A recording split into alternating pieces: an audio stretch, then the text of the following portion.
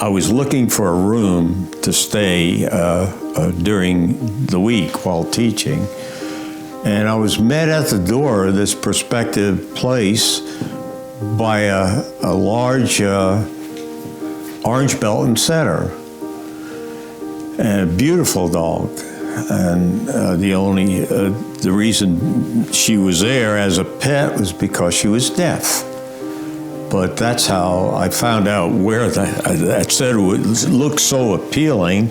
I found out the dog was bred by George Bird Evans, and the landlady, who the woman became at the time, introduced me to George Bird.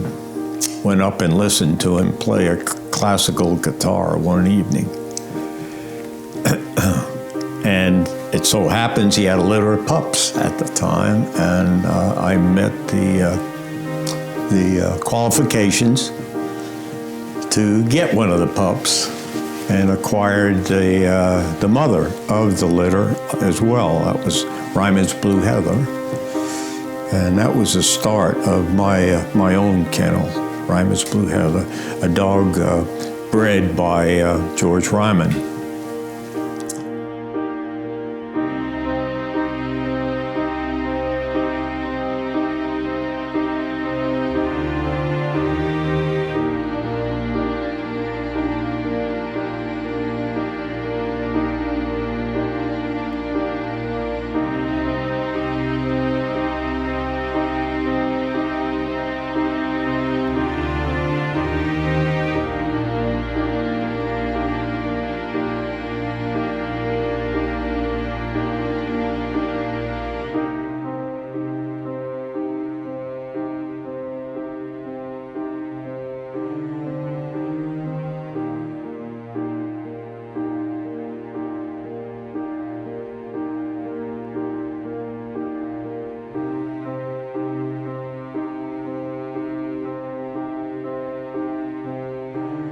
I knew about woodcock from reading, but that was about it. I was in a place called Plainview, Long Island, New York. I was hunting with a beagle, and beagle flushed the woodcock, and I shot it. It was pretty simple. Having a woodcock in hand, and examining all parts of him, and it was great. Matter of fact, I introduced my dad to woodcock hunting on that same tract of land. Yeah, with his old Winchester 97 duck gun. That's where I was introduced to woodcock hunting. From there, I hunted.